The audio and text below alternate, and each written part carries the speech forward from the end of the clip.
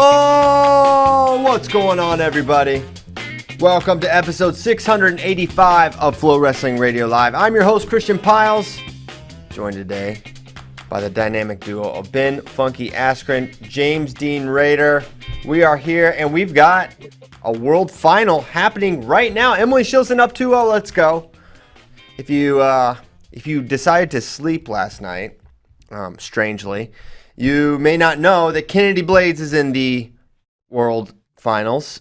She was the only U.S. American on the day to make the finals. But we have three going this final session: Emily Shilson, Amita Lore, and Kylie Welker. Yep. And she's got a trap arm. We did have baby. Oh, nice.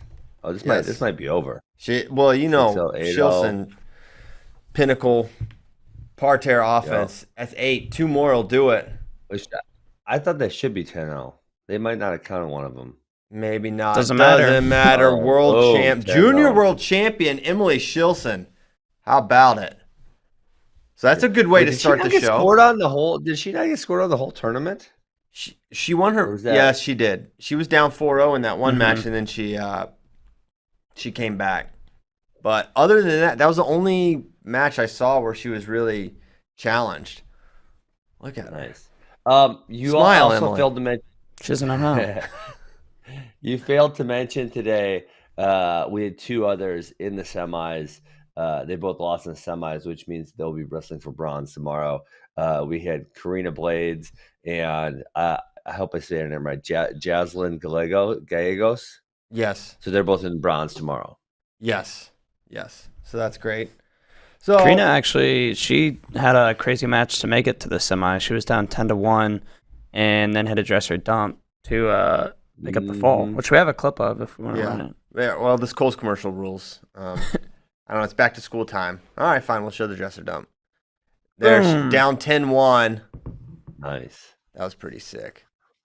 So Karina's super young, isn't she? Karina, she's still cadet eligible. I don't know. Yeah, because I know she's still cadet eligible. I don't know her exact age in years, but she is still very young. Nice. So good start on the session with Team USA. Let's continue though. We got more entries into World Team Trials. This is, and I just kind of had. These brackets are so ridiculous. They're so insane. It's like we're getting two. Think about this. We're sort of getting two Olympic trials level tournaments in 1 year, because we're having 2 6. Well, hold on. Think about it. Save 4 Olympians and Spencer and a handful of others. Everyone is in. Everyone's doing it. Everyone is competing here for these spots. Almost the concentration of talent is insane. So there's only a handful of guys that are not competing. Well, I would argue that it's like the Olympic trials, but the Olympic trials and this tournament are both double of the world trials, because the world trials you have everyone spread over 10 weight classes. Obviously, the Olympic trials shrinks to 6. This, of course, is also 6 because you have 4 weight classes who are out. It's just we're seeing different pairings because usually you don't wrestle 70, 79, 92. And now this time you're not wrestling 74, 86, and 97. So we're seeing things shake up kind of a little differently than it usually does. But there's 6 being competed, 6 with the Olympic trials, and in a regular world trials, there's 10 weight classes. Yeah, I know. But if you look at how much talent is concentrating to these 6 weights, it's better than a lot of World Team Trials years in terms of the depth of some of these brackets, right? Sure, yeah. But the Olympic trials is 6 weight classes there, 6 weight classes here, so you're essentially getting the same amount of people, unless you're saying people chose not to wrestle at the Olympic trials. No, yeah, exactly right. Telegraphed. Obviously, some people. Yeah, a few people. Who is back? But not very many. And might get the number 1 seed because he was the last 61 kg World Team member. Yeah, it's interesting there with seeding. He was the last 61 kg World Team member. Yeah, but well, how much? You got Vito and Dayton in there who were. You got an Olympic trials finalist from this year. At a weight below. I know. playing devil's advocate. But there's a chance that he's the one. I mean, to me, if we see how they seed 70, we'll see how they seed 61, because it's a similar thing with James Green. It's like, okay, this has been the man at 70 since 2015, basically. But how do they, he was at trials at 65, and he didn't outplace, Zane or J.O. or all these other guys. But at the weight, he's been the guy. There's also the wrinkle of Alec Pantaleo beat him last. That is a wrinkle. That is a wrinkle. We will need an ironing board to figure out all this stuff. So I'm not sure how they're gonna seed that. I think Graf might be the one. I think Kozak should do one. We have this fancy new big screen thing that you can do videos on. We need him to do his seating projections for some of these weights, because I think it's gonna be fascinating. And looking at 79. Man, it's we're gonna learn a lot about what to expect from Jordan Burroughs moving forward, right? Because we've seen him in a couple different settings. We've seen him take super matches up a weight where he's looked good, right? And we've seen him at tournaments down at weights, like we've seen him like when he lost to Chimiza, but at down a weight. How is he going to look at a really tough tournament up a weight? Is he going to be the dominator that blows most guys out of the water, and then he'll have maybe a close final or something? Or is he going to be in tight, tough matches from the quarters on? And is he just going to be relying on his grit and guts? Because you look at, I don't know if we can send this. Where's this list? I'm trying to find this list. All right, I pinned it on my Twitter, but it's also on the site. And you just search World Team Trials. It'll be the top article. Got it. And then my initial feeling is that there's very few of these guys who are going to give Jordan Burroughs a highly competitive match, as we haven't seen Jordan Burroughs in a ton of highly competitive matches. I mean, I think his final two will probably be very competitive. I don't think Ringer is really below Zahid or David Taylor. Well, yeah, he's well below David. But not far enough to where it's not going to be a close match. Jordan Burroughs lost to David Taylor. I'm saying the gap there isn't enough where Jordan Burroughs is going to blow Ringer out of the water. I don't know. I don't know. I think there's a huge difference between the drop off between David Taylor and Alex Daringer. I think is, I think if they wrestled, it's probably close to a technical fall. Yeah, I mean after what we saw last week, that's not. Yeah, that's pretty easy to believe. Man, how big are these brackets? 1, 2, 3, 4, 5, 6, 7, 8, 9. Damn, 16 people? Well, I don't know if this is even the entire list. These are the kind of the notable names. No, this is the entire list. Okay, it's the entire Unless list. More got added this morning. Did they widen the criteria of ability to qualify, or is it just because that last tournament was a little widened? Yeah, because the Olympic trials was kind of really hard to qualify for, so you ended up with it's like a normal World Team Trials qualification, whereas it's more similar to what it's compared to. Yeah, the bottom guys at 79 are kind of. But it's also like World Team Trials. You have the Challenge tournament now, and then you go to Final X to wrestle best 2 out of 3. So, listen, apparently, and I kind of laughed about Downey. He's actually really going 79 kilograms. This is not a typographical error. He meant to type 79. I didn't really consider him because he hasn't wrestled below 184 pounds since 2011. So I figured he's probably going 92 if he goes at all. But this is an actual intentional thing that he's, I'll say, committing to. But he's there, so he has to be considered in the overall scheme of things. And you think about someone all right, think about Burroughs' path here. And you look how deep this weight is. So he's going to be the top seed. Is he going to have a Downey, a Hayden Hidley, a Lujan in the quarters in a round of 16 type of match? Do you see those guys being competitive with Jordan Burroughs? I think Hayden Hidley's no picnic in terms of what he'll have to do to beat him. I think it's yes, he will win those matches, but I just don't see him. I don't see him 10-0ing his way to the finals here. I think it's going to be a really, really tough test from, potentially quarters on. Sure. Maybe I'm not guaranteeing a 10-0 or anything, but I just think it'll be one of those like very control. We're not talking 4-3. It's not going to be oh my gosh, you got a takedown at the end to win the match, right? He went 4-4 with the Olympic champion at the next weight class above this. So I could see, maybe I'm not guaranteeing a 10-0, but I could see a 8-2, 8-1, 10-2, something that's not really all that close. I could also see a 10-0. Like that wouldn't be all that shocking. Yeah. I'm with you, Ben. People are going to have a hard time. I think people are going to have a really hard time scoring on him. I'm curious if he's going to be playing just death of 1,000 cuts until he kind of blows it open with some leg attacks and turns, but like a lot of step outs, control.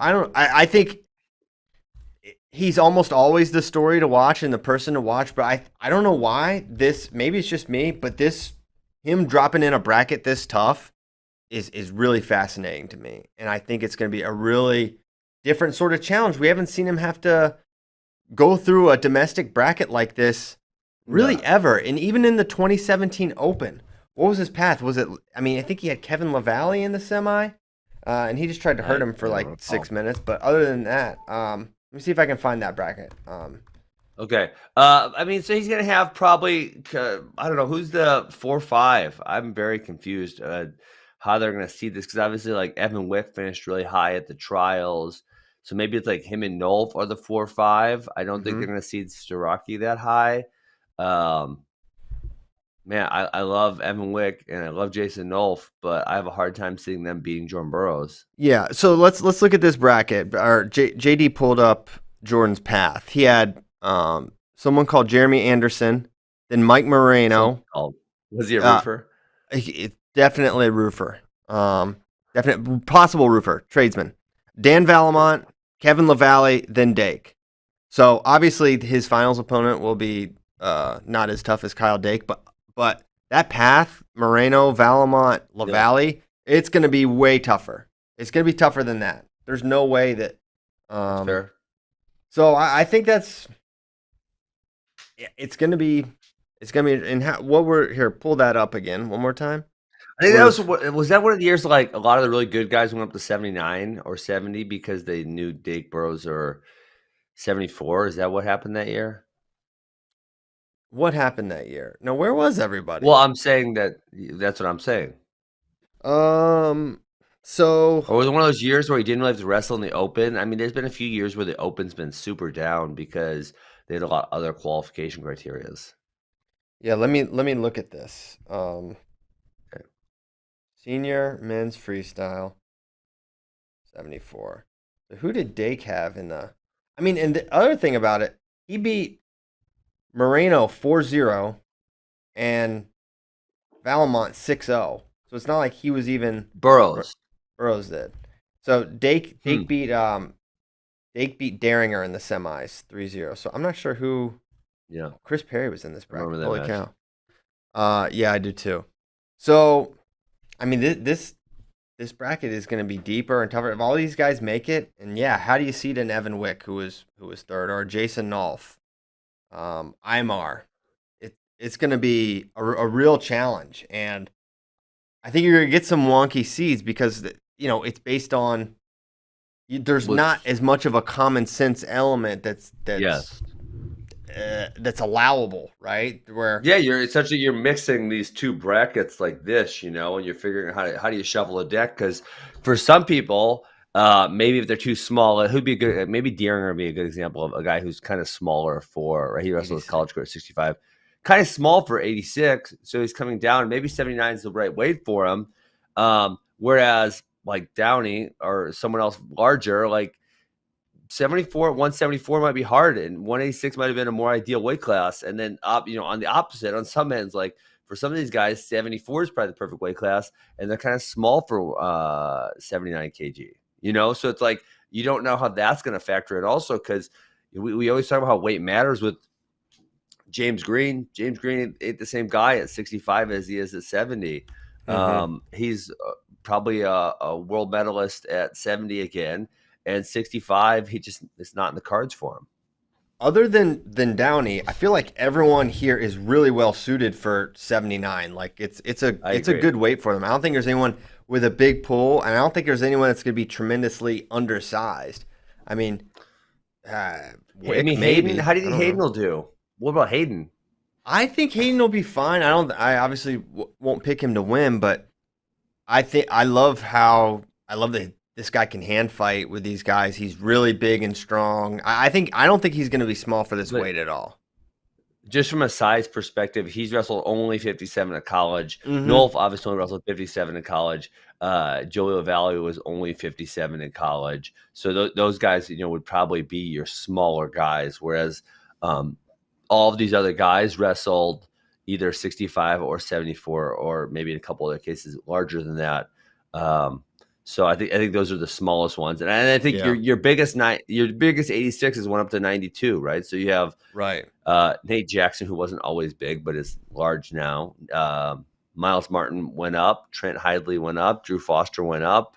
So you're having your biggest guys go up. The guys that knew they wouldn't be able to go down. Yes. A lot of questions if Downey's got. I'm looking in the Facebook chat. I've heard you. I have listened. Plus 10,000. I would actually take that bet, Christian. I would take that bet. I don't know who that is. I think it's also unlikely that he's going to make weight. Brian, if you are a trustworthy individual and you want to be the house on plus 10,000, I'll bet you on that one. Yeah, I mean, because it doesn't say anything about what happens after he makes weight. No, just if he makes weight. That's 100x. So if I'm betting $1,000, Brian's got to pay me 100,000. I'm taking that bet. Something tells me, all right, Brian, I'm sorry, but you may have to pay Ben Askren $100,000. Define making weight. You might if he doesn't show up, is that a miss weight? Does he have to show up to weigh-ins? Yep. He's got to show up on the scale and be on weight. Yes. Yeah. Making weight is is making weight. So yeah, 79 Burroughs. I think it's as awesome as all these weights are. It's like you have the depth that these other weights have, plus this legend attempting to like reclimb to the top at a new weight for the first time ever. Yeah, it's gonna be awesome. Yeah, that is such a fun weight class when you look at it. It's just there's so many good guys, and you're right. Even the first round likely will have some pretty good, like the 8-9, the 7-10. Those would probably be some pretty good matches, and then absolutely 1 through 8. Or if a few of the lower ones get upset, they're going to be good matches. It's going to be awesome. I think you have the same thing at 92, 1 through 8. It's going to be really fun. You might have a few good matches past that. I think as I look through, I think those are the two best. Obviously down low, 61's a little deeper, but then 65 is still a possibility. So, up top you had 79, 74 and 86 are essentially squished. They could stay at 65. The 65s didn't have to move one way or the other. Yes, indeed. So the big news out of yesterday was Zayn registered at 70. Officially, we had said we thought that was the weight he was going. He officially threw his hat in the ring there. Now, that creates this is a true seeding conundrum. And I know a lot of people... What do you do? Gun to your head. Right now, gun to your head. Well, gun to my head, I think you got to have Green number 1. But if they said, no, J.O. was second J.O. won this weight, that many of these guys that are in consideration were in April, that he should be number 1, I wouldn't be totally upset with that. Pantaleo is an interesting wrinkle because he has the recent head-to-head win over James, but James has historically won that matchup, and he's been the guy. He's got the hardware. I think they're just going to say, hey, James is the one until proven otherwise. Do any of these other guys have a win over James? And I know it wouldn't have been at 70. It would have been a different weight class. Deacon beat James in 2019. 20 forever ago. That wasn't 70, actually. I was shocked when that happened. Yeah, very shocked. Well, he had it. US Open. It was a crazy sort of like... Final X was not close, though. Weird left. Yeah, he really smoked him. Who was beaten? I mean, at 70, Zayn has beaten James Green, but not at 70. Not obviously. at 70, yes. Green has beaten Jo at 70. So Deacon and Pantaleo are the only two with a win over James at 70 kilograms. Got it. So you think Zane just is outgrowing now, and now if we look at his path forward, I'm assuming if he's still, with most of the guys, I'm assuming they're still wrestling. They're going to wrestle through 2024. Mm-hmm. Is Zane going to stay up at 70 and then try to go to 74, or because 70 is likely not going to be Olympic weight again? What do you think Zane's path is? I was kind of asking around about that to kind of gauge what people in the know were thinking, and they think he's going to go back down to 65, maybe even after this run here. But listen, if he makes the team and has success and even comes back with a medal, I know we're kind of a runaway train there of assumptions, but if he does that, I think you stay there. Yeah, stay on the team, get some medals, and then figure out what you're going to do. Solve 2024 and 2024. Now, the counter to that is, 65 is such an open weight in America that if you can get on that 2023 team and medal, you just set yourself up so well for 24. So maybe you go 70 this year and next year, and then you can come back down and still try to solidify yourself for the Olympic spot. But it's, if you remember, after Zane made a world team in college, and then after his senior year, if you remember, he was still like a runaway Hodge Trophy winner, but he kind of wasn't killing. He wasn't quite killing people like he was at the end of NCAA season, and then he didn't wrestle, right? He didn't try to make the team. He took that time off, and I think the cut was a big part of that decision. Like it's not easy for him to come down to 143, especially after holding 149. Where I don't think he was particularly small. So all that in consideration, and I think it makes sense to not do it. So all that, I'm part of me, I don't know, as I was just thinking about it, I was like, is he going to win this weight? Is he going to be the guy? Is he going to make it happen here at 70 and get on this team? I kind of like that he's coming up a weight. Yeah, I do too. I mean, I think this is one of those where, though, I picked James Green until proven otherwise. I mean, he's kind of been the man at 70, and it does suck that he had to mess around with 65 so much. I mean, he spent such a large part of his first year was 2015 when he won a medal, and he spent such a large part of his career. 2+ years going, moderating his weight, trying to get down to 65, trying to figure out how he's going to make it happen, as opposed to if he could have just wrestled 70 and just stayed where he wanted to do the whole time. I think he probably would have a few more medals on his resume. Yeah, I don't disagree. How long do you think it takes you from holding 65 to bounce back to be a true 70? Do you think that's an issue at all? For him, not long. Not long. He can't make. He struggles so bad to make 65. I think the answer is not long at all. Really, anything. Matt Lewis asked if all mats be shown on Flow. Yes, Matt Lewis, they will. All mats, all sessions. Oh, and James Dean, look. Oh, now JD's in there. JD, I was like, hey man, you mind getting in, just kind of like interacting or getting in the chat, see what they're saying? He's like, I don't want them to have access to my personal Facebook. Like, all right. That's fine. They got you. They're gonna roast you. They got you now. They're gonna find all your old profile pics from back in the Carney days. Oh yeah. Okay. So I've seen a couple of questions about Yanni. Yanni is in. He's going 65. I think with no Nick Lee, it sounds like no Nick Lee because Penn State's registered. No Kirkfleet, no Nick Lee. Starachi, the only. Yeah, you were high on Kirkfleet. Now he's not even going to register. Yeah, I was high-ish. I don't know. I mean, you were thinking like, hey, high? He can maybe make this team. Well, yeah, he could. He beat Mason, and he absolutely could. Where's he at? Well, I mean, when you're in college, making the world team isn't the top priority.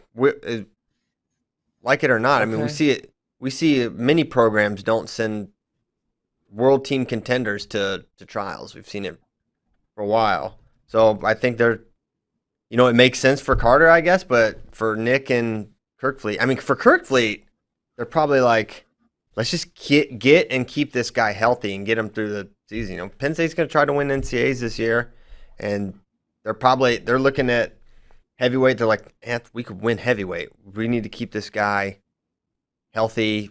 Do you put him on a pitch count? I don't know, but he's someone who's had a harder time staying healthy, right? Even he had the ACL thing, which I believe he didn't get that repaired. I thought he did not get it repaired either. Yeah. So regardless, he's not been the healthiest guy. So keep him going, because when he's healthy and can fully train, he's going to be a real X factor at the NCAA level. And and I don't know why no Nick Lee, but Nick, man, it's like this would be because the Worlds are in October, right? So you're not going to miss anything. Season. You maybe miss some November duels if you're not fully ready to go, but I don't know. I'm sure they have their reasons. I was just as bummed, if not more bummed, about Nick Lee. He took third at Olympic trials at 65, only lost to Jo, who's not going to be at the weight.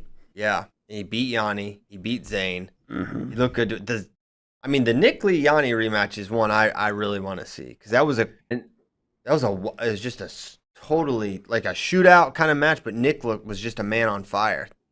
I mean, would Nick be the favorite at that weight class right now to make the world team?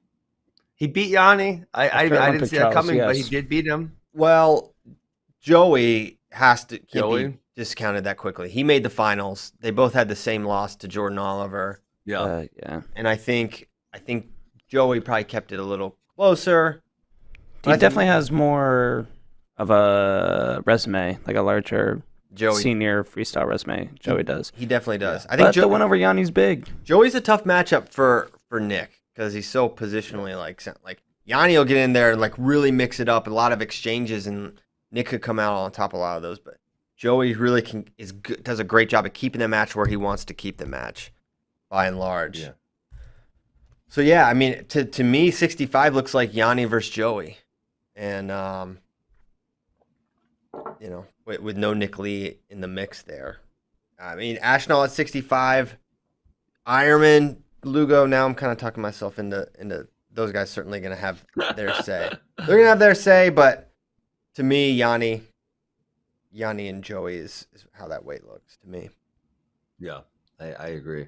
Hey, this quote in the doc, I'm sure this is not what Keegan said, but when they translate to Russian and then it's translated from Russian. Isn't it so great? It's Read funny. it. I don't know what you're talking about. Okay. Oh, well, you got to check the doc, Christian. Yeah, Russ interviewed Keegan. They asked him about wrestling Sidakov. Yeah, and he says, "Of course, he is an amazing wrestler, and I dream of meeting him on the carpet. I love watching his fights. He is one of my favorites. Probably every fighter of our weight is dreaming of meeting him now, and I would like to have a series of confrontations at the highest level." Like, I just imagine like Keegan saying that with like his arms right by his side like this, just standing straight up and down. Is he talking about Sidakov? Yes. It's so funny. Yeah, that would be. Oh man, that'd be a wild match. Yeah, people. I saw a question while we're talking about Keegan. Someone said, "Hey, he was the best 157." Changed my mind, and I'm not last year at NCAAs, and I'm not. I think people are a little quick to discount how amazing David Carr was. I mean, he was the kind of runaway third place Hodge guy, undefeated, highly dominant. I mean, that the season he has wins the Hodge a lot of times, and he just he's behind two just legends, Olympic champion now, and Spencer's going to be a four-timer. So look at David's season up real quick right here. Yeah, he was really good. I think 65% bonus. I would say most Hodge winners are above that by a decent chunk. Maybe. I mean, he was undefeated though. He had a great season, absolutely. And I thought he would be challenged by Hayden, and obviously Deacon got upset prior to their meeting. So and Deacon had to win over him the year before. So I thought that'd be interesting. So I was kind of, I want to say shocked is not the right word, but I was thinking Deacon would win this. So I was really impressed by David Carr. I don't even want to comment. I don't like it when people all kind of comment on the thing after the fact and saying, "Oh, if he would have done this," it's like, well, he wasn't at 157, so he can't be the best 157. And he's never going down to 157 again. I can tell you that for sure. Yeah. So, I mean, unless David Carr comes up, I don't think we're going to see that match. That's going to happen. I mean, the idea of David holding 57 for his career, I don't see that. You really happening. think so? He's already been there 3 years now, Christian. I know. I remember his freshman year, the Caleb Young match. Caleb Young was ranked number 2 at the time. It was the duel at Iowa State. I remember the cut was not fun for him. I was like, "You think you'll be at 57 for your career?" He's like, "No way." So, I don't know. Yeah. That was then. Things can change, and he was in the midst of a weight cut then when we talked about it. So, you're probably thinking, "No, I'm not doing this." People aren't in the right mind when they're cutting weight. Yeah. I mean, if you look at who's left 57 now, I mean, the only one that can really challenge him still is Ryan Deacon, and 65 is just so much deeper. Why, if you're David Carr and you didn't have to, why would you go up to make your life that much harder? And it's also one of those things I know with myself. Like the first time I made 163, I was like, "Holy crap, how am I ever going to do this again?" And then once my body got a little more used to it, like I made it easier. It was never all that fun, but I made it easier and easier the longer I kept at it. So maybe it's one of those things where he thought he was going to grow more and he stopped growing, and he's gotten maybe a better diet. And it's like something Jaden Cox talked about, is getting a better diet. And maybe I don't know that it is. I'm just surmising, because when you spend 3 seasons somewhere, because now he's been the redshirt year 19, 2020, and then 2021. I feel like once you spend that many seasons there, it's like that's a long time, and then to bump up after that is, I feel like it probably would have already happened. Yes. So you mentioned Keegan will never go down. How do you see him as long-term career 74 kilo guy? Do you think there's a chance he could grow out of that? I was gonna say never ever would he, and now I don't know, especially with the day of weigh-in, it's got me second guessing that. I don't think so though. I mean, he was trying really hard to get big this summer, and he wasn't that much overweight. So I would say no, but not impossible. One thing that makes David Taylor, right? This is my thing. Yes. So looking at Keegan, it's like, oh, look how small he is, and he's not big or jacked or anything. It's like, well, yeah, this is someone who is not fully physically matured. So like he's gonna. Yeah. I feel like there's more growth for him to achieve, and maybe he'll just grow into a perfectly sized 74, and that'll be the growth. But man, David Taylor was at 57. I mean. It's interesting the comparisons there. Yeah, you just look at. I mean, I just look at his parents, and they're not like big people. They're not wide. They're both of them are slender. So I think he's probably going to stay there, is what I would guess. David's dad is a pretty tall dude, so that makes a little more sense.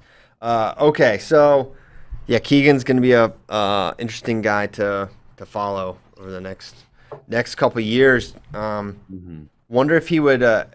You think he'll start throwing his hat in the ring at the senior level? I would assume so. I mean, he's not junior eligible anymore. I think, he's going to. He's a guy who generally shows up and wrestles at a lot of places. So I would assume that he'll probably start entering some senior level tournaments pretty soon. That's great. I never understand it. I know this happened to some of our guys in the past when they have a lot of success at the junior level, and then they're right. That's usually the first or second year of their college career. And then, like, they just don't compete at the senior level for 2 or 3 years or whatever.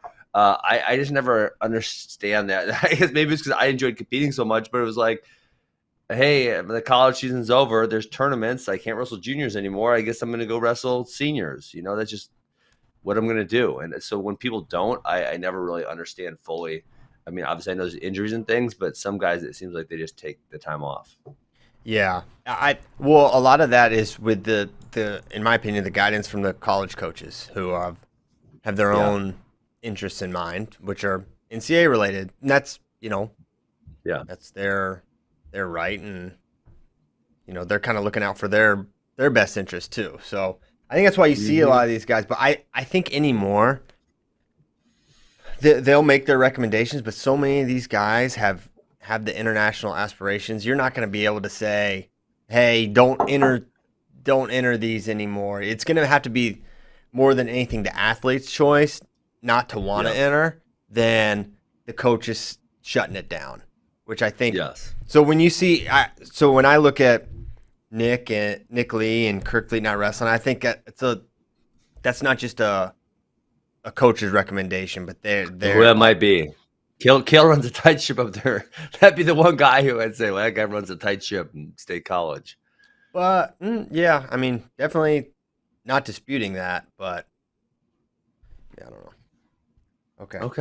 Okay. But Starocki entered. Yeah, he entered. Why is it okay? Yeah, I mean, but Kale's gonna have different. I mean, right? You're not treating all athletes the same. You have different recommendations for different athletes depending on whatever's going on in their life or their training or whatever. You know what? I guess Tom Brands runs a pretty tight ship too because was it no Spencer? 2 years ago they had like literally no one. Like didn't Tony Cassiope? He made the junior world team and he declined the spot, right? Was it U23? Or was it U23? You'll see a couple that years back. sometimes.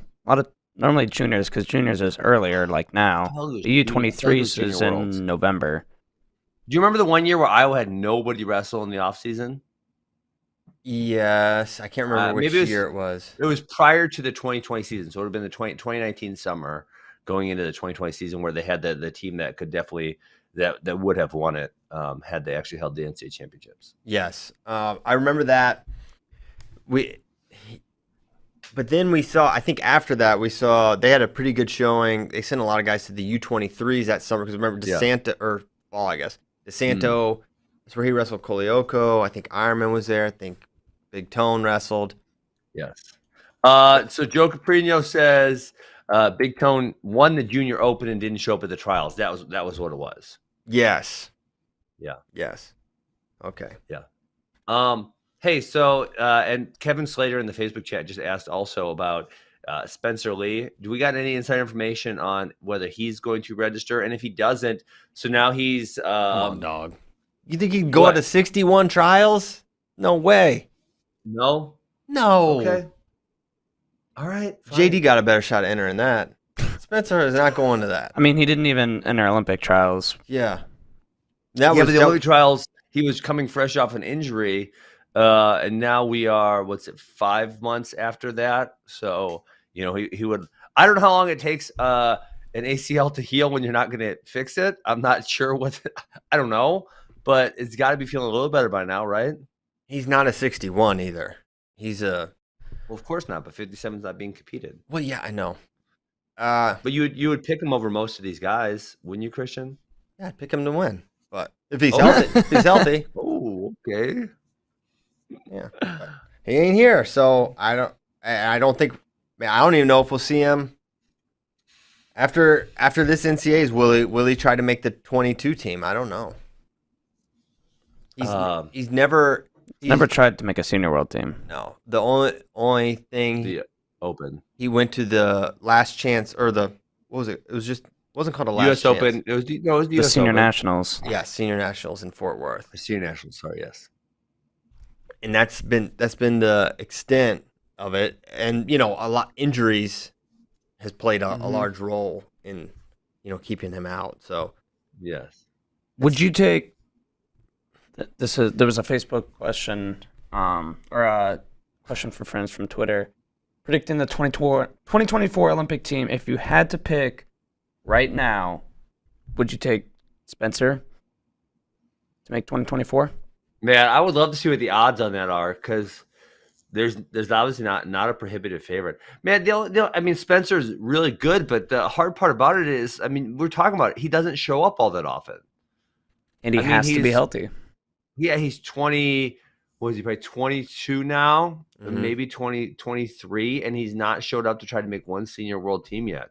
And so, obviously you would think post-collegiately he's going to, but then the chances are that, man, he's probably not. He hasn't showed up to try to make any of them yet. So who knows what's going to happen after college? Maybe he just says, "Hey, my body's beat up. I'm done. I'm going to go coach," or I don't know.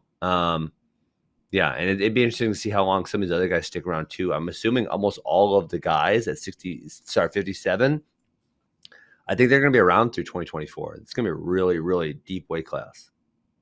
Yeah. So. I think it's Spencer loves freestyle. I think it's his favorite style. I think yes.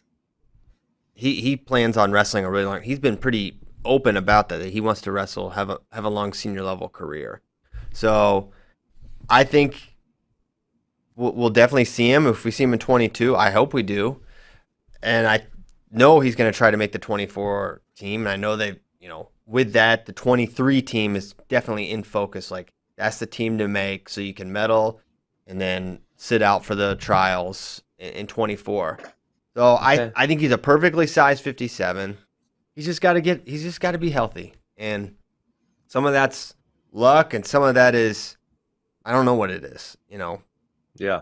But so do you think? So are you saying then you think that he wrestles this college year? Maybe he gets his ACLs or one ACL, or I don't know what he does. Gets them fixed, takes some time off, takes some time to recover, and then comes back and starts training for 2023. Yes, I think that's possible. It just depends. I mean, there's so much unknown. You can't predict because we have no idea how he's going to function with no repair here. He could be fine. If he's wrestling great, that's why it's an interesting question. Yeah, if he's wrestling great, he's not just gonna get his ACLs repaired. I think he's gonna ride that out. I don't think there's gonna be because it's a year. It would be a year-long process for him to get that repair. Yeah, right. Because it's a re-repair because it's an ACL he's already torn. Okay. So he wouldn't even have time for 2023 then. Potentially, he's never had any ACLs ever. Yeah, so I think that's probably the direction they're going to go. Oof. Yeah. Okay. Oof. So, wrestling 3 years on no ACLs, that can't be great. Have you ever torn your ACL, JD? I have never torn my ACL. Okay. I think if I had to pick right now, I would take the field against Spencer Lee in 2024. Well, I think that's fair. But if you had to pick an individual that's going to make the team, I'd say the odds are probably with Spencer. I think it's one of those where none of them have great odds. Like if you said, David Taylor making the 2024 team, he's probably going to be negative money somewhere. Whereas all of the guys at 57, because there's a lot of options, right? Is it Soriano's a good option?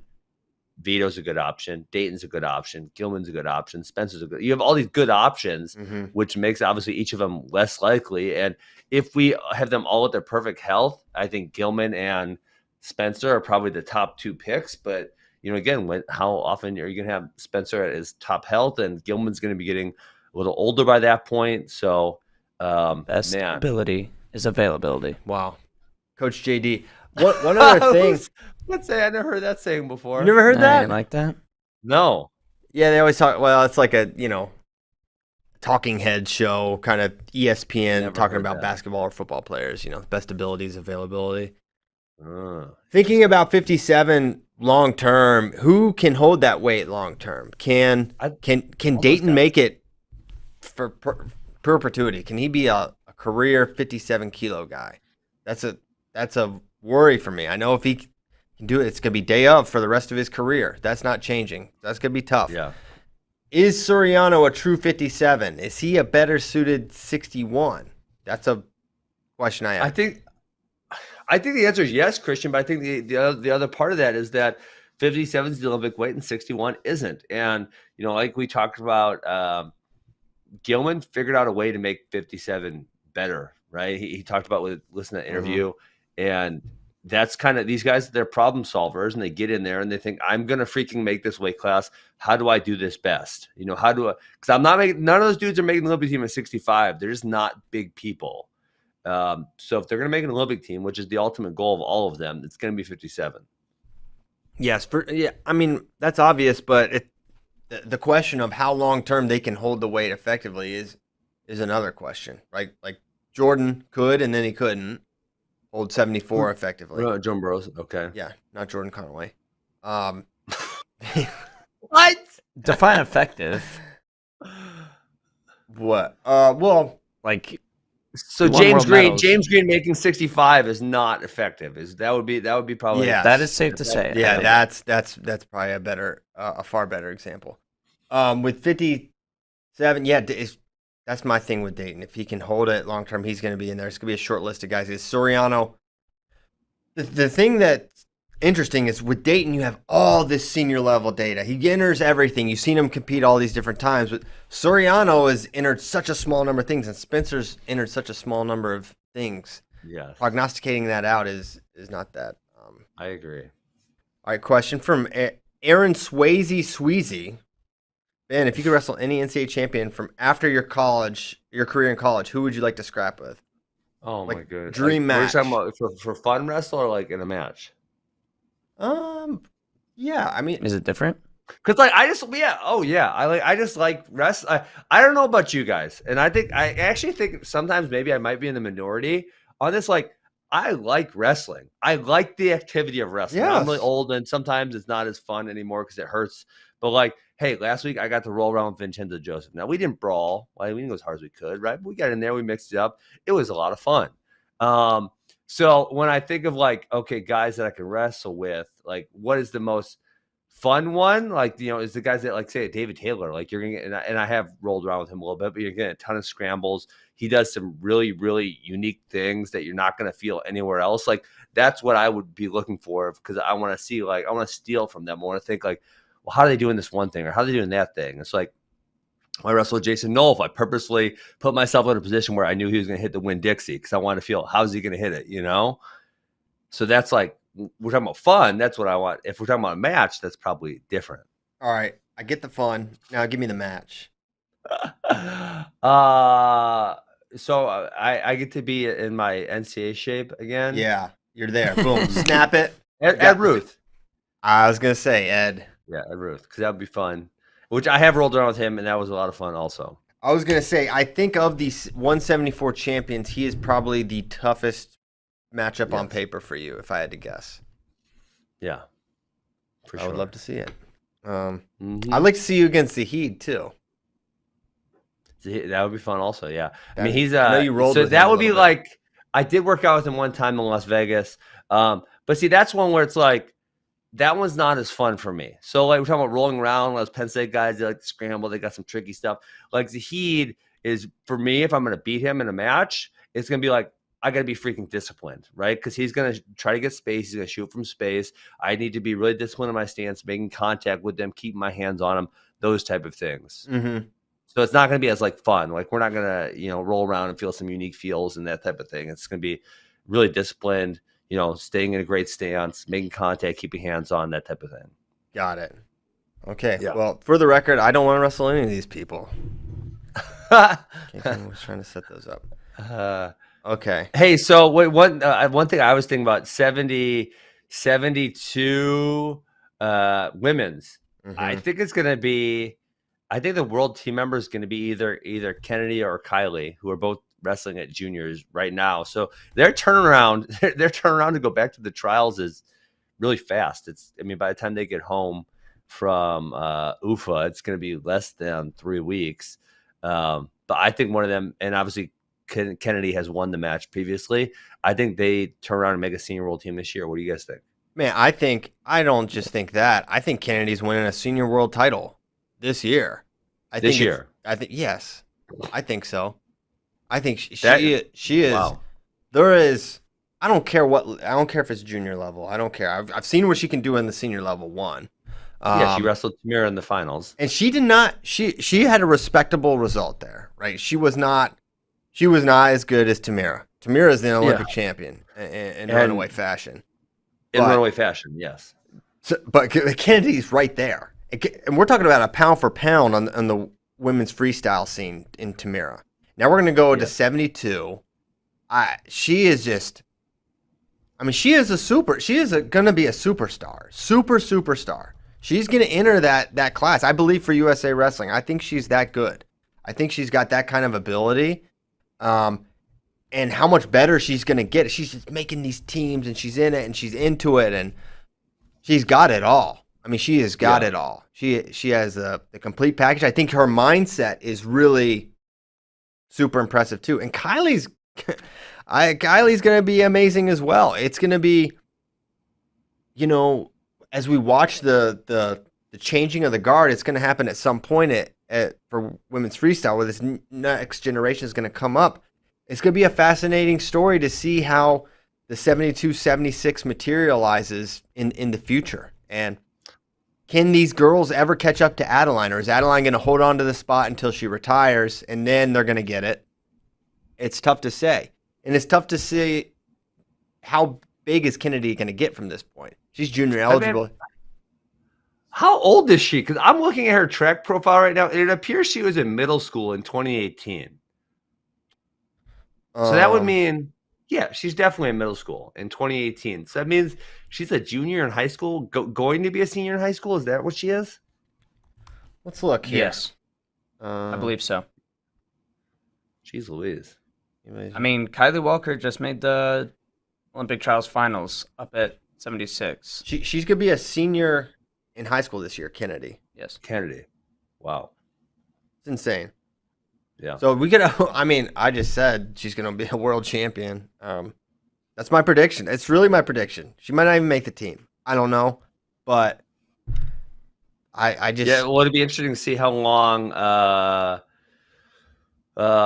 Adeline and Tamira stick around for, because these girls they're very young, and they're going to come up, and it's like, can Adeline and Tamira go for a whole nother cycle, or is it going to be, the young girls get better faster? Mm-hmm.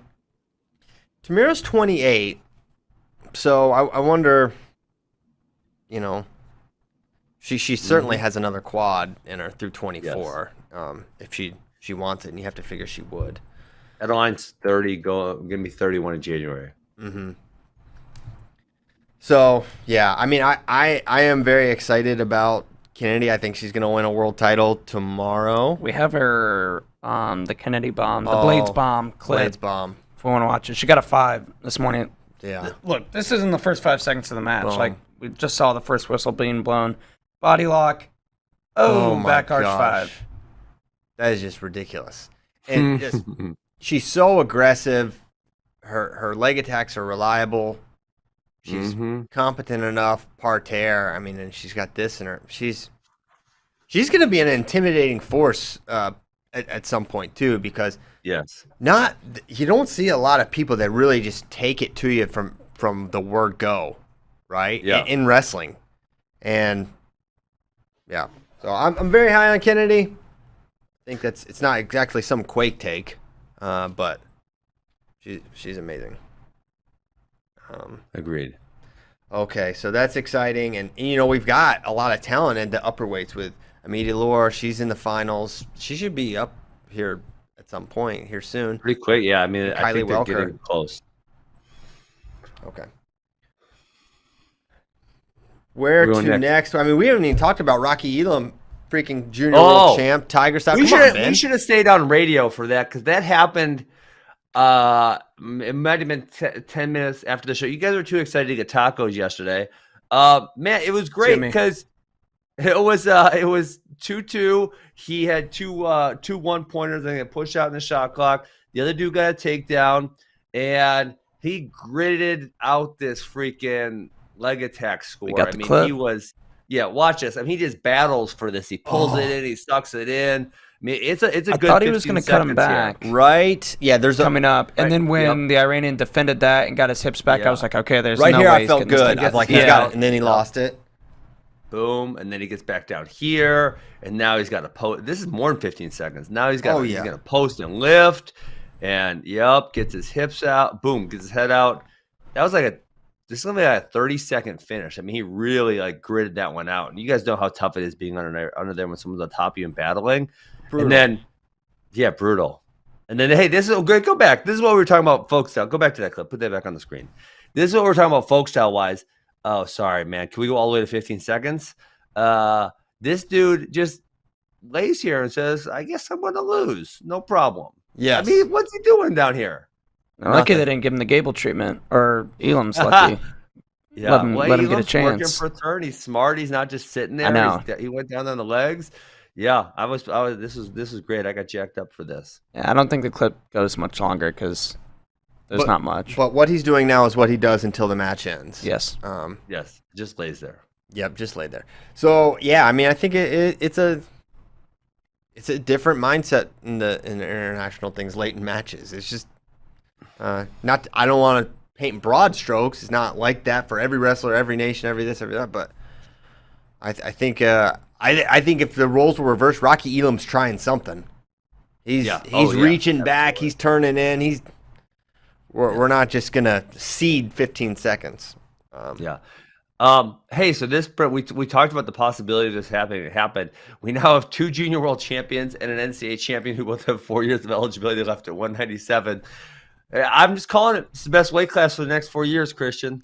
Well, we'll see. I mean, those guys would have to remain at the weight class for that to be true. And Sure. AJ Ferrari has been wanting to go heavyweight since high school. He's been talking about it, and they've got him at 97. I think he looks like a perfectly sized 97. I don't think he looks overly big. Because I don't think he's also got he likes taking his shirt off. So, man, he adds about 20 pounds to that belly. He ain't going to want to take his shirt off so many times. So, I just don't see him going up. Yeah. I mean, I didn't even factor that in, but he's got an image to maintain. So, unless he adds it all to the biceps. Yeah, it all depends on the distribution. Yeah, if it goes straight to the pecs and the lats, then maybe it gets even exaggerated further. But I think Braxton is more likely to move up than him. Yeah, I think so. But Braxton's not tall. He's not tall. He's not tall. I mean, did you guys see the picture of Rocky and Keegan and Braxton? And I was kind of caught off guard how much taller. And maybe it was just a picture, but Rocky looks so much taller than Braxton. Rocky's tall. Yes, Rocky's got a lot of length to him, and I did not see the picture, but yes, he is taller. I'd love to have seen. I mean, I wonder if those guys were rolling together a bunch. Those were probably some insane goes between Braxton and Rocky. I mean, 2 world champs in back-to-back weights. Yeah, pretty freaking impressive.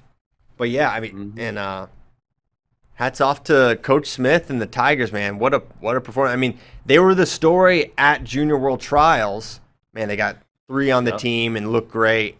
And then they followed it up with Hawks did good. I mean, I thought he had a good performance. And then to have 2 Junior World Champs, that's insane. And when's the last time, and it could have been last year or 2 years ago for all I know, but I'm just asking, when's the last time we had a college with 2 Junior World Champs on their team?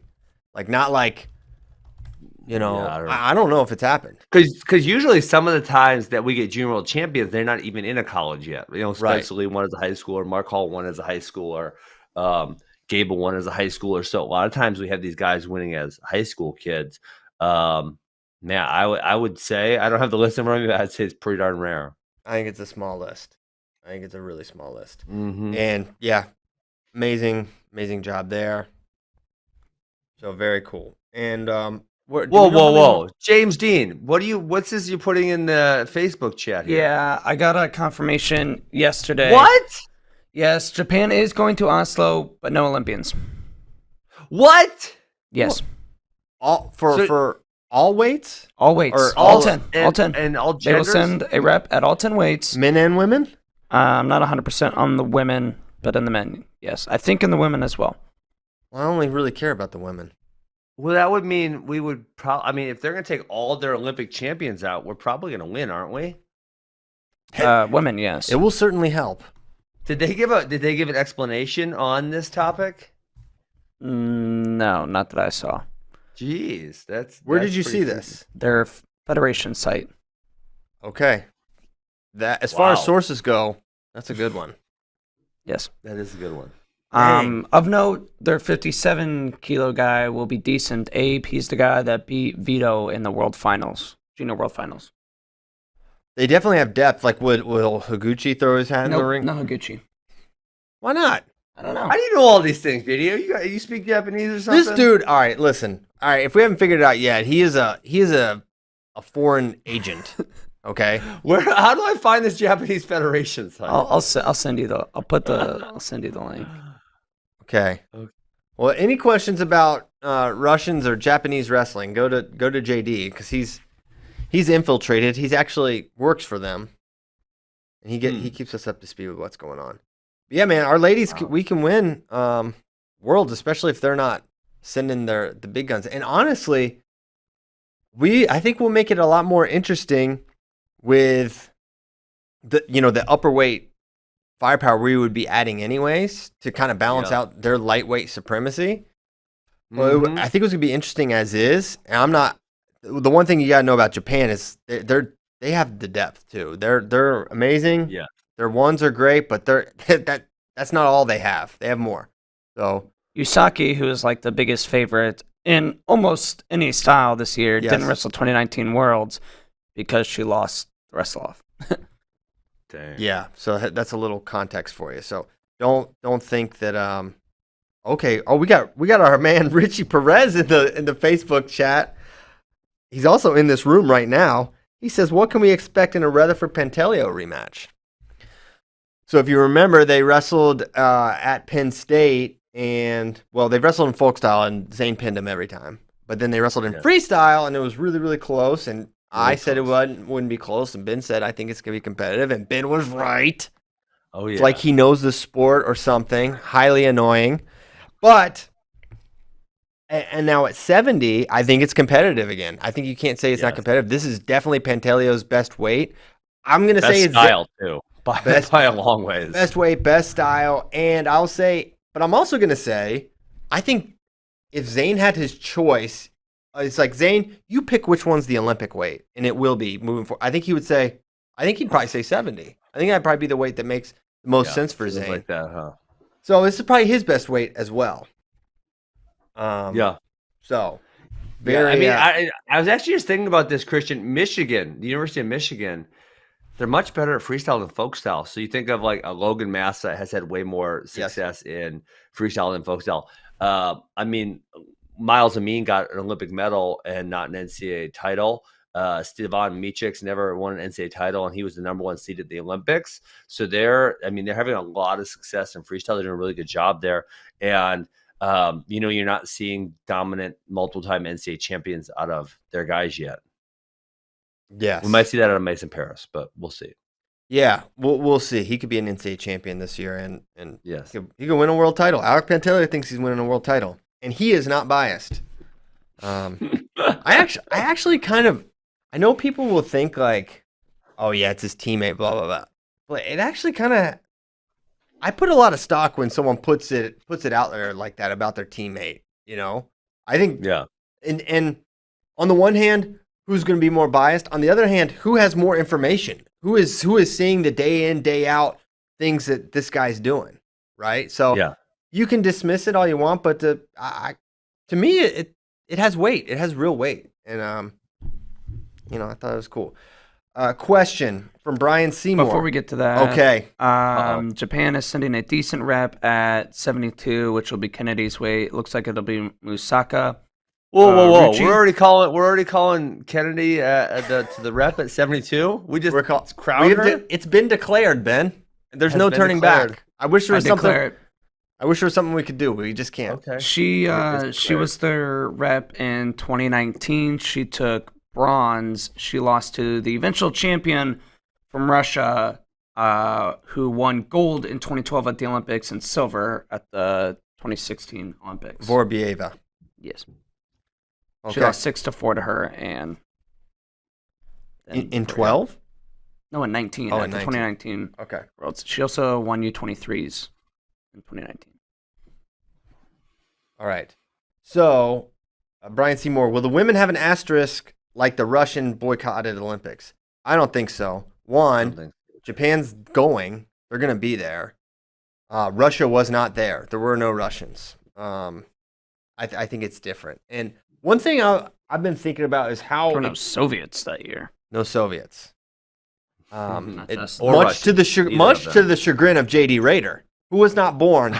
Thankfully, J.D. was not alive during that time. I don't know if he'd be the same if he had to endure an Olympics with no Soviets. Well, no, I'm just saying. You go through however many Soviets in a world team in a bracket, a world bracket. Yeah, that year they didn't even have any. Yeah. Mm-hmm.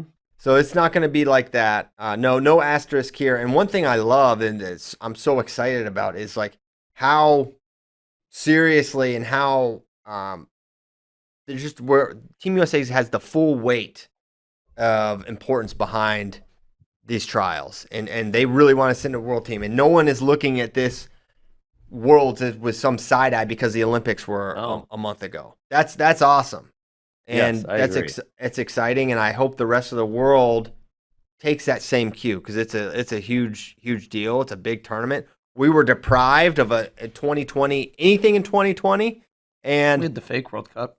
That was too fake for me. That was just too fake. We didn't even go. It was just too fake. Bridge too far. Hey, they didn't even call it the World Championships. They called it a World Cup. Amit Elor's going to be up because this Belarusian woman just got leg laced a whole bunch of times. A whole bunch of times. Yeah, she's getting some medical attention first. Yeah. Get the spray out. For the love. Have you ever got, Ben, you're an athlete. You ever get the cold spray? When anyone cold spray me. That's ridiculous. Even in training. Do you think our audience knows what the cold spray even is? I'm sure. Yeah. Well, listen, if you don't know what cold spray is, Ben, I want you to discuss it right now. Well, the first time I saw it, I will tell you, I was in Belarus, 2007. Maybe it was Ukraine. I was somewhere over there. And this person with the strange doctor coat runs on the mat. The athlete is clearly faking an injury. Like it's so obvious that they just want a little break here. And they pull out what looks like a can of WD-40 or something. And apparently it's really cold. And they spray it on him as if that is going to make something better in the moment, which the guy didn't need anything to be better because he was faking it anyways. But then, that was my first experience because obviously at that point in time, you couldn't really watch international wrestling on the internet.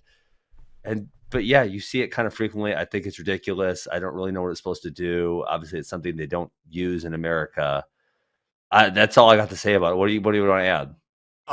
Well, it's kind of like the universe. I mean, American wrestling fans just laugh at it. We think it's like kind of if you're playing like international wrestling bingo, there'd be like the carcass cam, the cold spray. Cold spray is an all timer. A guy's gassing hard when they're sitting there and they just start spraying the knee with this stuff. It's like out of an aerosol can, and then they get up and they act like it actually did something. I don't know. They get up fine because of the cold spray. They get up because it repaired their tendons. They're very it put back together the wounded musculature, and now they're fine. They're able to wrestle. It's an incredible thing. Imagine if cold spray actually worked. What an incredible thing it actually would be. Then you could just keep it in a bottle. It would be so tremendous. Absolutely. So, anyways, it's basically something that the foreigners use when they're tired, and they just spray it on something just to kill time. Yep. Which that's another thing freestyle wrestling needs to fix is that there's no penalty and unlimited injury time. Like there's got to be. It's absurd. Okay, JD, I got a tough question right now. Would you rather be able to institute a penalty for fake injury times, or get rid of grounded? Get rid of grounded. Get rid of grounded. Easy. Get rid of grounded. And for as annoying as the tired, the intentional shenanigans are, honestly, it doesn't happen all that much. The grounded thing happens. I feel like there was. Okay, you're right. Okay, you're right, Christian. Grounded's way more. I feel like just at the Olympics 2 weeks ago, there was a handful of fake injury times. Do you have any like pop to the top of your head? Well, I mean, okay, at the very least, where the thing where you get Evan Gilman, where he just like sits on the edge of the mat for 15 seconds, and you're like, what's he doing over here? Like, it's wrestling time. Like, I have seen caution in one for that if it's egregious. Yeah. Get back to the center or call injury time. One of the two, but something has to happen here. So, like, to me, that's an injury time. If you're just refusing to go back to the center, that's injury time. Yes, I agree. But then if you just the quick hack to that is just to say I'm injured, and then you get the unlimited time unlocked. It should be like like your second injury time is a point. Like you can take a second injury time, but you're gonna have to give up a point or something like that because you can't get choice obviously like you can in choice is style. I wanna Ben, you should be AWA should start using cold spray. You should start try to introduce it to American wrestling culture. Well, we try to get our guys in good shape, so they're the one actually pushing the pace. So, I mean, if we had the style where we were no. Okay, I got an idea. As a prop, okay, in period breaks when the opponents look tired, you walk over and you hand the coaches a can of cold spray for their guy. Be like, hey, you might need this. Just a little head game. Hey, you want to pull this match in? It's starting right now. Yeah. Amina Laura's up. Are we in blue? It's very small. Yes, she is in blue. There we go. Looks like we're in blue, yes. Mm-hmm. She got the elbow. Wrestling Russia. Trying to clear out. So if you don't know, this is the is this 68? 68, yep. 68 kilogram junior world final. Amita Lore, who is a cadet world champion, trying to become a junior world champion, gets to go behind. She's up 2. Just got it. Now she could go to work on top. She won yes. I was reading as she was coming on the team. Oh, she's looking for a lace here. Oh, she's got it. Over, bro. This is going to be over. It's 4-0. 2. Come on. Get Come those on. knees Dig together. in. Let's go. Drive this thing. Yes. There's another. 6-0. No, that's one Not more. yet. Not yet. There it 8-0. is. No, she's going to go out of bounds. I don't know. She only needs one more, I don't know if think. she's getting another one here. I don't think she's 8-0. getting this. Oh, she's going the other Oh, way? don't go that way. Go the other way. Go the other way. All right. 8-0. Okay, that's Nice. a decent start for a minute to be up 8-0. So she is a takedown away, 2 points away from a technical fall. And she has not given up a point this tournament, correct? I was just going to double check that, but I'm pretty sure it was 10-0 or 11-0 the whole way through. Yeah, all right. I'm going to get there to confirm. Yeah, 10-0, 10-0, 11-0. Yeah, has not given up a point. An interesting kind of thing with, I don't know how much you guys, oh man, she's at 9-0. She's about to get this. Got her on the edge. This is too easy. Look at this. Too easy. Yeah, and so she hasn't wrestled a full period of wrestling yet. And she won't. There it is, 10-0. That's it. Junior world champ. Boom. Oh my gosh. She's not. She dominant. Oh no, they didn't give it to her. Oh, didn't confirm that? Oh my gosh. Are you not confirming anything? So there? bad. That's grounded. See, that's shenanigans. That's just shenanigans to the nth. Just try. She's got this underhook again. Almost on the edge. She's just trying for this. Come on. Up. One more step. One more step. There we go. Boom. There you go. Call that grounded, fools. Okay, there we go. 1-0. 10-0. Now she's the champ. Holy cow. So 0 matches went to the second period for her. Man. I want to. Okay. I do want to see her against Kennedy. I think we know how. I mean, we've seen Kennedy versus Kylie. Now we need Kennedy versus Amita Lore. She's something else. That's a really impressive. Well, they could all. Why don't they all go wrestle 72 at the seniors in 4 weeks or whatever? I don't know. That's a great idea, right? It's one of your best ideas, Ben. Other than the cold spray idea. So that was your idea. No, it's yours. You're gonna start doing it. You can get a can of it on Amazon for less than $4. Less than $4. Send it to Ben. Ben, it'll be here Tuesday because Prime subscription really helps get you things here quickly. Just give us your address here over the radio, and we'll. Yeah, it's just not gonna happen. Okay. So while he's ordering cold spray, we can move on. Congrats. Could Amita Lore make 65? Maybe. That's an interesting question. I don't know. Only six more pounds. She looks good size at 68. She's very stout and strong looking. Yeah. Okay. For sure. Where do we want to go? What time is it? 9:30. We better get to some questions. We don't have much time left. Yeah, we need to ask some questions. Okay. Brad Medchill, which is a pretty cool name. Very chill, bro. Brad, are fans going to be able to attend? Yes, I do believe so. Fans will be able to attend the World Team Trials in Lincoln, Nebraska. It is at the not Bob Devaney Center. U.S. Cellular? Pinnacle Bank. Pinnacle Bank? Where am I? What's U.S. Cellular? Is that even a place? Did I just make up an arena? It's possible. Doesn't matter. I think so. You can go. I think so. Please get tickets. Please go and yell and scream. 2 amazing days of wrestling. And yeah, go ahead and go. Yes, Matt Lewis, Yanni has entered. I like Ben Randolph's question. Okay, ask it. Yeah, he said if there's a long line of wrestling siblings coming with each sibling being better than the one before them, would you, as a coach, recruit the oldest even if they weren't necessarily up to the caliber of your program to help the odds of signing the younger siblings? And I want to say the answer, yes, I think people do that for sure. but it is kind of hard to see the future. And then especially sometimes the younger siblings, they have the benefit of having their older siblings around, and they've probably been around it longer, and they're kind of getting a jump start on it. So I don't think there's always a guarantee that the younger ones are going to be better. It'd be interesting to see a stat on that. Sometimes they obviously are, sometimes they aren't. But yes, I'm sure that factors into the equation when you're assigning an eldest sibling to see that they have 2 or 3 more promising brothers coming along.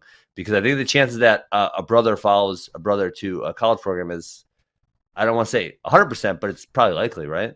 Yes. It's pretty common. And yeah, I've had a coaches say, yeah, we're trying to get in on him because we want his brother later down the line. And, who was that? You know him. What happened? I don't know who you're talking about. I know. I'm not going to put the business in the streets, but I mean, not that it's a bad thing to do. It's not like there's anything wrong with it, but from Anthony Gomez, Joe Rogan and Lex Friedman discussed wrestling on JRE, talking about Gable's match and a couple other things. I saw Joe Rogan Tuesday night. Yeah. One of his shows. Whoa. Oh, really? Yeah, he made a Dan Gable joke, which I should not repeat on the air, but it was funny. What was his Dan Gable joke? You got to tell us. Just bleep it out. Just say something, bleep, I don't know. JD, if JD thinks it's out of bounds, it's out of bounds. You know what? How it's about not a curse word. I probably shouldn't say it. I'll tell you off air. I'm very curious to hear. Okay. So, yeah, they like wrestling a lot. Lex Friedman, dude, he goes to one of the gyms here in Austin for jiu-jitsu, and our guy Hollywood Mike was rolling with Lex Friedman 10th Planet the other day. Right. So yeah, but which Olympian would I like to see most on JRE? Well, I think Joe would probably really enjoy the conversation with Kyle Dake talking about all his stuff. That stuff doesn't interest me as much, though. I'm not as interested in. I feel like that conversation would just go down this like scientific rabbit hole of like training and like stuff that it's cool stuff, but it's not what I want to hear. I like hearing wrestlers talk about wrestling and just like that kind of aspect of it. But Joe's not deep enough into wrestling where he's going to be able to have like a really deep conversation on that. Well, you know what I'm saying? Like, yes, I do. Yeah. I wonder. I think Gilman. Be interesting. Gilman's a good talker. Yeah. I like listening to Gilman. Well, I think the interview that we want to see is what the hell is Gable going to do? So if Gable went on his show and Gable was making an announcement about what his future was, and then Joe kind of like talked to him about all the possible paths and what he was thinking, and really able to, not get one of these things like, I'm going to do this and just kind of like really cursory answers, but like a really deep explanation. Because I'm sure it's a really hard decision for Gable, and like to actually have him open up about all the things he's thinking and all the possibilities would be totally fascinating. Yes. So yeah, probably him. With the Tamira one would be all over the place. Oh, Tamira, yeah, let's get her on the beta show. She was on yesterday. Yeah, that'd be fun. That would be fun. No doubt. She sang A Whole New World. Obviously. I did not watch Dude, I don't know if y'all heard how much she talks about karaoke, and she brought her karaoke machine, but at the party afterwards, the last night, they were doing karaoke then. Love it. They love karaoke. Did they make you karaoke, Christian? I was asked, but I declined. Boo. I'm not doing karaoke. I don't know. Hey, only in Chattanooga. Hey, the other question we got to ask here, the only is really Avery Lynch. I believe he's been asking this for a couple of days right now. Is this the most likable Russian team ever? We know JD's going to say yes. They are all lovable to JD. It's the first. I don't think we've had access to other teams, so it's hard to say because this is the first one where they're like on social media. They all love Instagram. They love horses. You guys jack them up all the time. They love horses. He was showing me. Zamolov was bathing his horse in a river today. JD pulled it up. I promise. Go to his Instagram. Zamolov is washing a horse, lathered up, right there in the water. So I will say yes, just because they've had like a supervillain on every other team or many of their other teams, like, Godoyev and What do you mean a Sargush. super villain? They're villains. Oh, those are not. Yeah, those are. These are just low. Those are dirty wrestlers. Yeah, I just don't like them. I just something about like Sadulayev is like, how do you? He's a tough guy not to like. And like, yeah, I read the interviews and I try to like understand their mindset, and like, I like his mindset. I think it's I think he's a great example and a good person and incredible wrestler. I think Yugayev's kind of unlikable. I don't really like him. It's just his face. Oh, put that on the Russian news right there. Oh, Christian, geez. they're going to have a hit out for you. I'll get disappeared. Listen, the things I've done, if there's not a hit out already, I feel like it's just not coming. You said it's just his face. Yugayev's also not as popular. Like, he doesn't post really on social media. Yeah. He's just kind of a quieter guy. Yeah. I think he seems like a shy. I bet Agoyev is probably a cute little guy, though. He's shy. He's cute. JD, look, we've got Zamilov's horse washing. Look at this. We got the picture. Gosh. Look at the lather. He actually has his horse in a river. And a little Pert Plus on there. Wow. Getting ready to rinse it off. So I do find this team like, I don't really like Rashidov, but not for any real reason. I don't like Rashidov either. Yeah. There's no real reason. I just think everyone just worships him like he's on this certain level. And he's very good. Wow. Hey, I just got a text. Terry Steiner says Amit Elor is too young to wrestle in the senior trials. So I knew she was too young for Olympic trials by like hours. So I remember Valentine explaining to me like she can't go to Olympic, but I didn't think that was I didn't know that also extended to this as well. It would be the same birth year though, because both happened in 2021. Yeah, I suppose so. So she's just too young. Does that mean she's younger than Kennedy and Yes. Kylie? I guess she's younger. Wow, probably like same year in school, but she's on the younger end or something like that. Like born January 1. Mm-hmm. Yeah, she's born on like one of those cutoff type of days, like before or after. I guess in January, not December. Yeah, would probably be the most likely. December 31. We got a couple of those. The twins who are freshmen, they were born on December 30 or 31, so they have to move up next year instead of be cadets again. Unfortunate. Yeah, unfortunate. You read Outliers about the hockey teams, right? Unless they're 100 pounds, then it's fortunate. Yeah, in wrestling, I don't think that happens because everyone. You're not picking a team, right? You have a club, and they're all willing to participate, and you don't have to. Well, I think picking people off the team at that young of an age is kind of stupid, anyways. But yeah, you know who else I didn't like on Russia was Boltakayev. Really didn't like. Oh yeah, he was a villain. No, Bolt's the man. No, he's not. He's a villain. Fraudulent he's villain. The man. He was wild against either Varner or Snyder at, I think it was Urigan, the Olympic year. Varner? Varner would never. Don't you dare. Just because there's video evidence that you can doctor anything. No. Yeah, I don't like Boltakayev. How you gonna hate a man that gets so tired he rests his head on an Olympic official's shoulder and then goes out and parties in those Genkas? Did he? He loves those Genkas. After a great Olympic defeat? I don't know about in Rio. I bet he was. No, he ain't dancing after that carpet struggle. All right, next. He's probably those Genkas the night before. Okay, EJ Newton, I hope you're happy. We're trying to do better. When are you guys going to start interacting with people in the chat? Raider G, we did it. JD seems like he would enjoy that. So we're doing it. We're going to try to keep doing it. And yeah.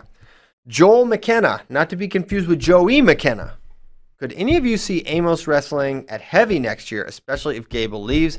I don't think so, because they got this guy named Thor up in Madison, and he likes to wrestle heavyweight. He ain't going 97. No. So Hilger's there. He has 2 years left. 2 years of the Trent train.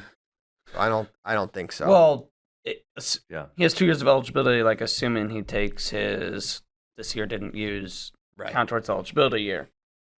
True that. And I have heard he's going to wrestle the last 2 is what I've heard. I've heard he's going to try to get his Masters. Dang, I would. Master of Thor. We know Master of Hammers. So she's the opposite. Joe Caprino, you might have to hire him too because he's got good information. He says she's born January 1st, 2004. So if Yep. she was born a day earlier, it Yes. would be December 31st. It should be a 2003 birthday, which would make her. So she does. I guess you have to turn 18 in the year, I guess, to be eligible for the senior trials. Yes. So if What she does was that born, I remember Valentin Kalika, her coach, telling me she's 3 hours too young, or too young, or something like that. Our parents should have flown to Hawaii. Dang it. We could put it on Russian time. Yeah. Well, that would be the opposite. Is there any? Shoot, we need to go the other way. You need to go as Dang far west as you can. Is there any scenario where Russia doesn't like just finagle this birth certificate to get Amita Laura in their? Oh, they definitely do. They probably just change it every other year. You know, keep her cadet eligible. Okay, now she's old enough to wrestle Worlds. Aaron Swayze says petition that it was a leap year. That'd be a spin zone. Okay, so why don't we go? Anything else before we go? Silvio definitely died in Sopranos. He never woke up from the coma. Oh yeah, well, as someone asked about how Sopranos ended. I don't know what it means. I know. You got to watch The Sopranos. I've never watched it. Kylie Welcome's gonna be coming up, so you guys can flip over to FloWrestling to watch her. Yes, which you were That's already right. sort of on, unless you're on like Facebook or YouTube, in which case you're close. You're freaking close. FloWrestling.org, and you'll see it. Junior Hey, World. I'm on a family vacation next week. Are you kidding me? Oh yeah, I gave you my email schedule 2 months I ago. know. Sandy Point Disc Golf Ranch, baby. Let's I go. convinced my family to go to a disc golf ranch for the family All right. vacation. Have fun, buddy. Poor kids. Poor Aussie Man Strong boy. All he wants to do is play with dump trucks probably, but he's going to be on a disc golf course. No, there's a beach there also. He'll be playing with sand all day long. He'll probably be fighting sharks. He'll come up and he'll have his first caught fish with his bare hands. That'll be exciting. We'll have a good show tomorrow. Next week. Might have some special guest on there. I don't want to tease it. I'm going to tease it, but I'm not going to say who because it might not happen. There's no way to know for sure. There's literally no way to know. Have a great weekend. Go USA. Please watch Junior Worlds. Goodbye.